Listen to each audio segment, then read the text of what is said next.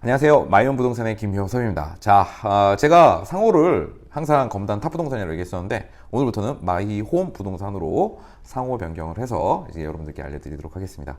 자, 오늘은 이제 제가 오늘 소개시켜드릴 만드는 영상은 바로 오늘은 단지 내 상가 입찰권에 대해서 한번 얘기해 보려고 합니다. 단지 내 상가 입찰권, 이게 뭘까요? 간단히 보면은 아파트가 생기게 되면 아파트 단지가 구성이 될 때 기본적으로 안에 실내만 이렇게 보시고 인테리어를 보시고 뭐 그런 것도 있지만, 제가 오늘 말씀드릴 거는 말 그대로 이 아파트 단지 안에 형성되는 상가에 대해서 한번 얘기해 보려고 합니다.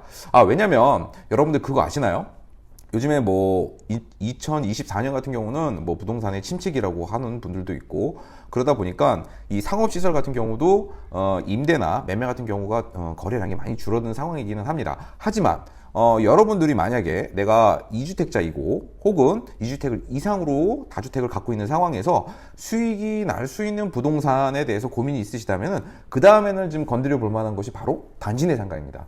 단지 내 상가 같은 경우는 금액대는 합리적인 분양가로 금액을 받으셔서 요거를 임대를 두었을 때 은행에서 예치하는 예치금보다도 훨씬 더 나은 수익을 볼 수 있는 곳이 바로 단지 내 상가이기도 합니다. 그래서 여러분들께 소개시켜드리는 아파트 단지가 형성이 되고 나면 거기에 꼭 필요한 상업시설들이 필요로 합니다. 예를 들자면 편의점도 있고 부동산도 있고요, 미용실도 있고 간단한 먹거리를 제공할 수 있는 패스트푸드도 있고, 또 간단하게 테이크아웃으로 음료를 즐길 수 있는 커피숍 같은 것도 들어올 수도 있고, 또 뭐 정육점 같이 고기를 팔 수 있는 또 채소나 야채 가게 채소나 야채 가게들이 들어올 수 있는, 과일 가게가 들어올 수 있는 그런 곳들도 있습니다.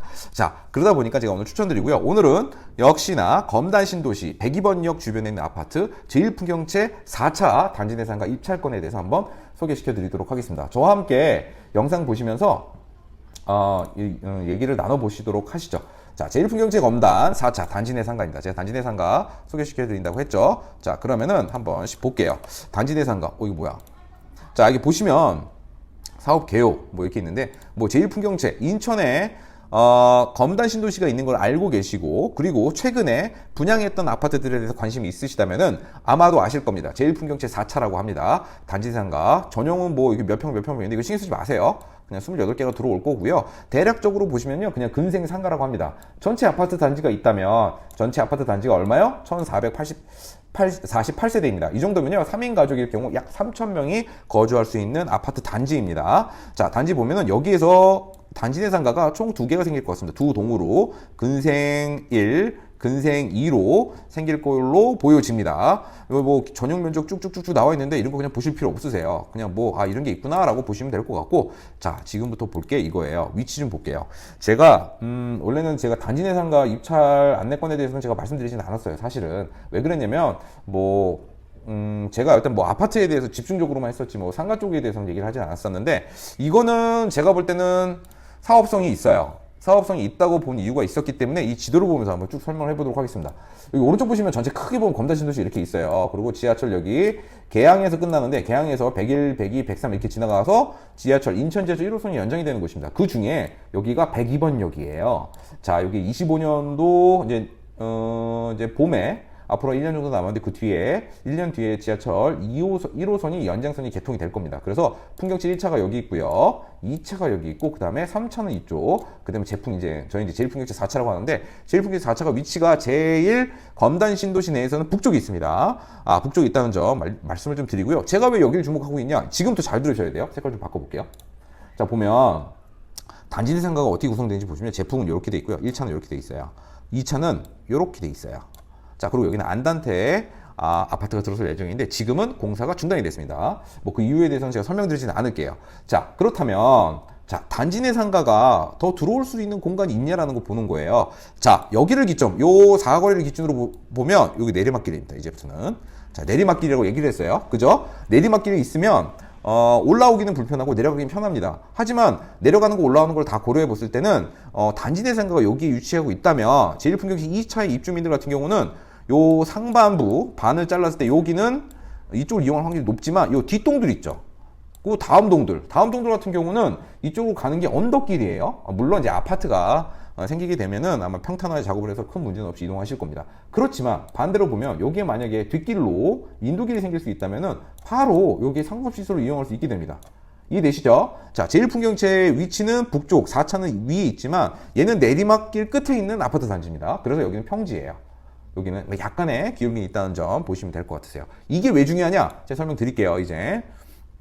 자, 다음 거 보면서 좀 얘기 좀 한번 해보죠. 자, 아파트 단지 이제 평면도입니다. 단지 조감도 있는데 여기서 제가 좀 관심 있게 볼 거는 뭐냐면 바로 배후 시설입니다. 어디요? 이 아파트요? 아까 설명했잖아요. 그거 말고 딴 거 설명드릴게요.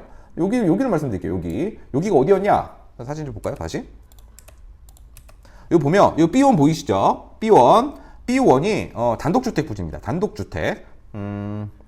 네, 단독주택 부지라고 얘기할게요. 뭐 간단히 뭐 브랜드 보면은 뭐 제가 요즘에 까먹긴 했는데 이렇게 예쁜 집들 있죠. 확장형으로 있는 것, 테라스, 어디 테라스 아파트 뭐 이런 거 들어보셨죠? 그런 단독주택이 들어오는 곳입니다. 여기는 상업시설이 들어오기가 어려워요. 사실상. 그게 여기예요. 요 지역. 자, 왜 이 얘기를 하냐면 요 자리는 제1풍경채 2차가 있는데 내리막길이라고 얘기를 했어요. 여기 인도가 만약에 생기게 되면 길 하나만 건너면 바로 편의시설을 이용할 수 있는 공간이기도 하고요. 첫 번째 이거였고, 두 번째는 뭐냐? 여기 100여 세대가 들어올 수 있는 단독주택 부지에는 상업시설이 들어오지 않을 계획이에요. 그렇다면 길 건너서 여기 상업시설을 이용하게 되죠. 자, 그리고 여기 지금 1048세대라고 제가 말씀드렸잖아요. 여기 세대들, 여기 3000명이에요.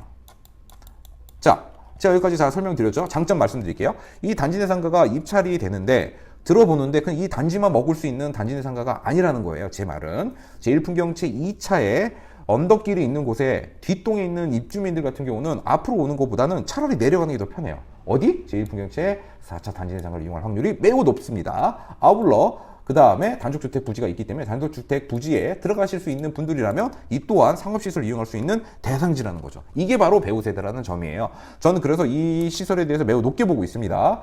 자, 간단히 보죠. 지금은 요게 지금 총 28개의 칸이 있어요. 근데 잘 들어보시면 요 파란색은 신경 쓰지 마시기를 바랄게요. 요거는 이 건설사, 제일건설에서 이건 통으로 아마 매각이 하실 분만 찾고 있다고 보시면 됩니다. 그래서 파란색은 제외. 그렇다면 나머지 지역에서 보시면 되는데, 자, 여기 내정가를 볼게요. 내정가. 여기 뭐 평당 얼마 있는데 그냥 간단히 볼게요. 내정가를 하면 최저 입찰 가액이라고 보시면 돼요. 이거 입찰입니다. 높은 금액을 쓰시는 분들이 이 상가를 분양받으실 수 있다는 거예요. 자, 간단히 이제 확대해서 좀 볼게요. 죄송합니다. 확대해서 좀 볼게요. 확대해서 보면은 자, 확대해서 보죠.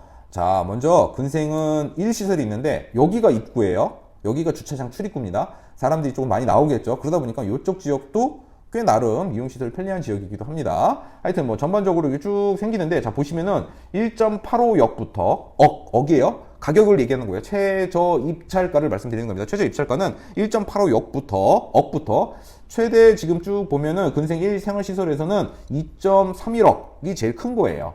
자, 그리고 파란색은 그냥 버리세요. 버리고 요 두 개만 봤을 때 얘가 지금 13평으로 제일 크고요. 나머지는 다 전용 9평. 9평에서 9.9평 사이입니다. 그 정도 사이즈라고 보시면 되면서 여기 보시면 여기는 2.25억. 제일 크죠. 13평이 제일 큰 거예요. 그래서 여기가 있다는 점이고, 그 다음에 보통 자, 정리를 해보면 1.8억에서 2.5억 사이에 2억 5,700이죠. 2억 5,700 사이에 지금 단지 내 상가를 분양을 하는 거예요. 그럼 이게 어떤 거냐? 싸요. 일단 싸다 잊지 마세요. 그러면 여기서 입찰 가액을 얼마를 쓰고 어떻게 쓰는지는 그거에 대해서는 나중에 설명을 좀 드리도록 하고요. 그냥 간단합니다. 이 건설사가 정해진 날과 시간에 해당 지역에 가서 입찰 가액을 수기로 작성을 하는 겁니다. 수기로 작성할 때는 두 가지를 씁니다. 한글로, 그 다음에 아라비아 숫자를 씁니다. 그때 제일 중요한 건 한글을 먼저 잘 써야 된다는 점 알고 계시면 좋을 것 같아요. 자, 이제 다음 페이지 좀 볼게요. 자, 이거 보시면, 자, 뭐 이제 다른 거 뭐 계약 면적 보셔도 돼요. 계약 면적은 뭐 62제곱미터, 뭐 18평 이렇게 나오는 거고, 전용으로 보시면은 쭉 보시면 알겠지만 대부분의 단지 내 상가들 같은 경우는 9.82평이에요. 전용 9.8평이에요. 이거 절대 작은 평형 아닙니다. 자, 가장 기본적이고 알차게 들어갈 수 있는 평형이라고 보시면 됩니다. 그래서 대부분의 단지 내 상가는 다 9.8평형, 10평 전후로 합니다. 그래갖고 전용호만 보시면 돼요. 전용 9.74부터 쭉 있고 근생 5, 근린생활지역 5번째 점포가 약 전용 12평형. 그러다 보니까 이 평형대만큼 이제 여기 전용 면적에 대해서 이렇게 쭉 나와 있다고 보시면 되세요. 그러면 간단히 보면은 여기는 대략적으로 1.8억에서 많게는 2.25억까지 2.5억 7천 정도 되겠네요. 2억 5천 7백까지 있습니다.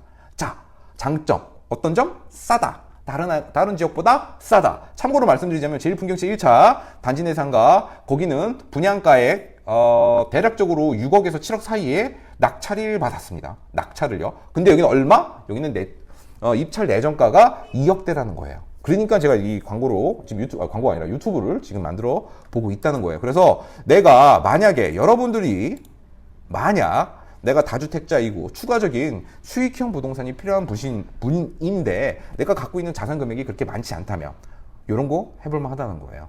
자, 해볼만 하다는 거고 제가 볼 때는 추천을 드리는 거는 제가 알고 있는 노하우와 꿀팁 중에 하나를 딱 보자면 자, 여기서부터는 볼게요. 자, 여기서 6칸은 하나, 둘, 셋, 넷, 다섯, 여섯. 요거는 버리세요. 요거는 버리세요. 그러면 유망한 지역으로는 뭐가 있냐? 요거. 그 다음에 전체 여기 근린생활 1인 겁니다. 저는 여기서 피해야 된다. 이런 말씀 드릴 때 좀 피해야 되는 것 좀 있어요. 가려야 되는 것들이 좀 약간 있습니다. 요거는 제가 지금 오픈시켜 드릴게요. 자, 보세요. 요게 문이에요. 문이 얘는 요렇게 열리는 거고 얘는 요렇게 열려요. 그죠? 보이시죠? 자, 다시. 여기. 자, 여기. 자, 이거 보시죠. 이거 출입문이에요. 출입문이 어떤 거예요? 얘네들이 마주보고 있어요. 어떤 구조는 왜 이렇게 만드는지 이해를 못 하겠는데, 제가 건설업자는 아니다 보니까. 어떤 일이 벌어지냐면, 이거 있죠. 근생 7번. 문을 열죠. 그죠? 그러면 나는 문이 가려지죠? 그죠? 이렇게 볼 때는 가려지죠? 그죠? 여기가 출구였으니까. 그죠? 반대로 보면, 여기에 만약에 계단이 들어선다고 그러면은, 얘가 가려지죠? 반대로. 왼쪽 게. 보이세요? 자, 여기서 잘 판단해 보는 겁니다. 제가 만약에 입찰을 넣는다 그러면은 저는 이것 중에 가려서 넣을 거라고 봅니다. 그럴 거면 문이 이렇게 일정한 것들이 소비자들이 보기엔 제일 편해요. 무슨 말인지 아시죠? 그러면은 저라면 여기에 한번 집중해 볼 것 같고, 제가 만약에 지금 지도를 지금 다른 걸 좀 한번 보여드릴게요. 이걸로는 지금 헷갈리니까. 자, 보시면은 여기가 전체적인 지도예요. 자, 보죠. 여기는 배우 세대 때문에 설명을 드렸었지만, 자, 이거 주출입구예요. 여기가 이렇게. 그죠? 보이죠? 그러면 사람들이 이렇게 내려오겠죠. 그죠? 여기 살고 있는 사람들은. 그리고 학교 여기 있죠. 여기 횡단보도죠. 그죠? 그러면 사람의 유입이 이렇게 될 확률이 많겠죠. 물론 부출입구에서 내려오시는 분들도 있을 거고, 여기 가만히 보면은 제가 볼 때는 여기에 이렇게 출구가 생겨요. 이렇게.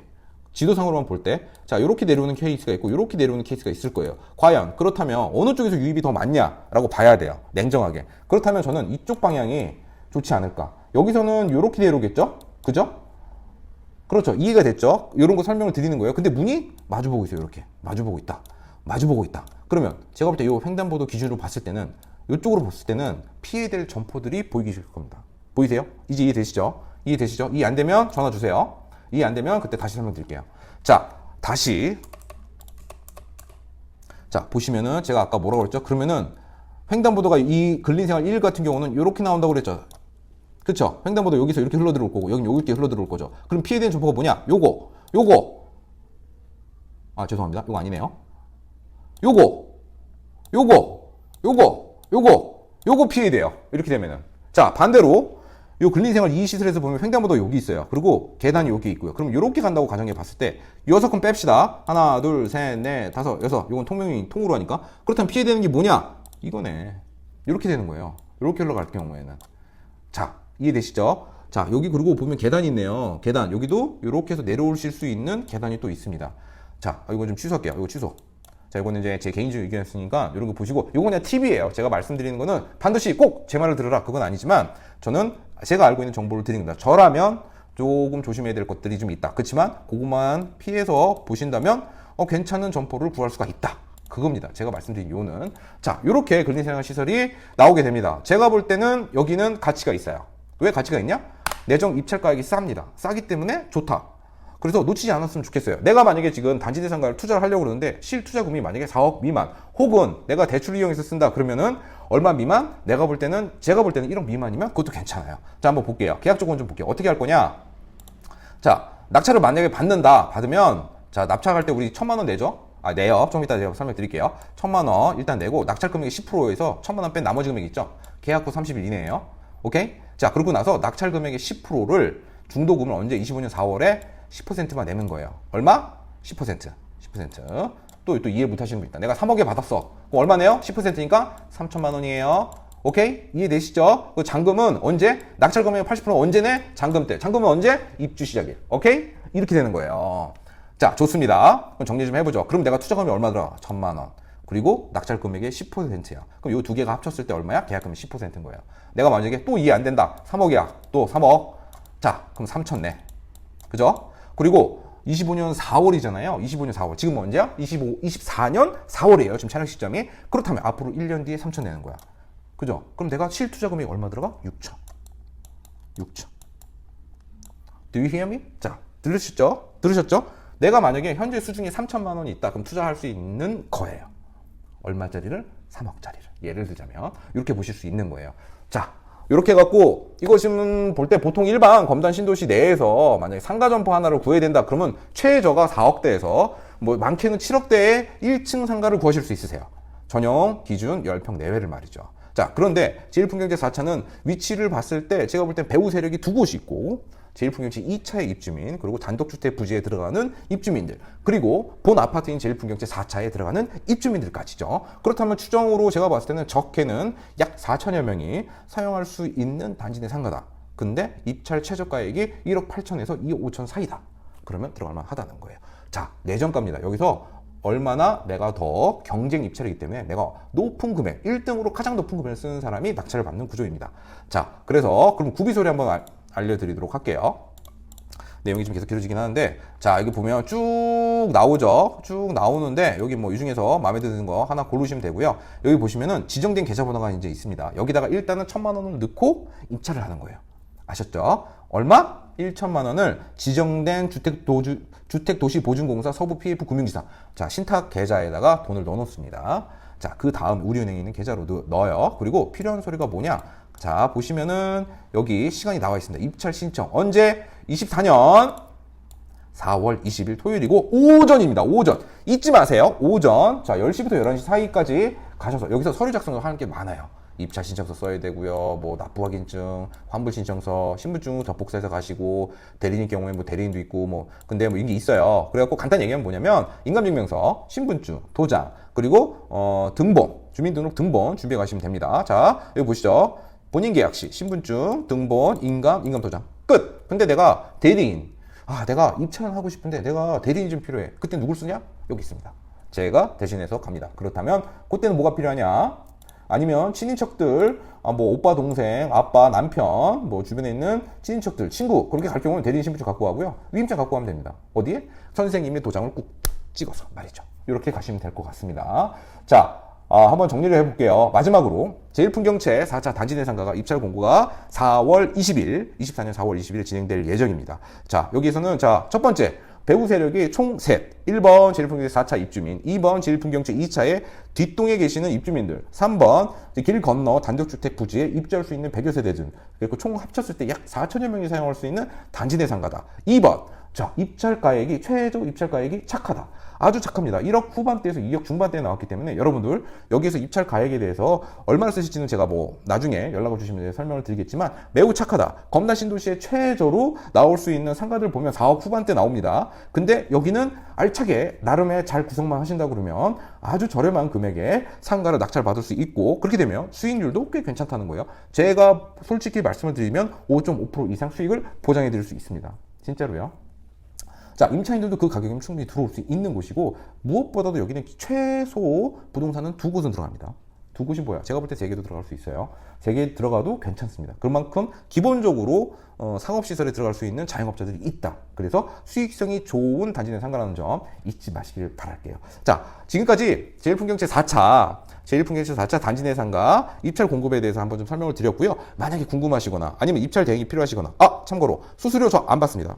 수술 안 받습니다. 이거 수술 안 받습니다. 왜냐면 저를 만약에 이용해서 해주신다 그러면 저한테 수술을 주실 필요 없고요. 건설사에서 저한테 줍니다. 그렇기 때문에 우리 소비자분한테는 받지 않으니까 그런 건 크게 염려 마시면 좋겠고요. 그 다음에 궁금하신 거나 내가 진짜 이거 입찰을 해야 되는데 처음이다. 어떻게 해야 될지 모르겠다. 그렇다면 저에게 연락 주시면 친절하게 설명드리도록 하겠습니다. 지금까지 마이홈 부동산의 김효섭이었습니다. 감사합니다.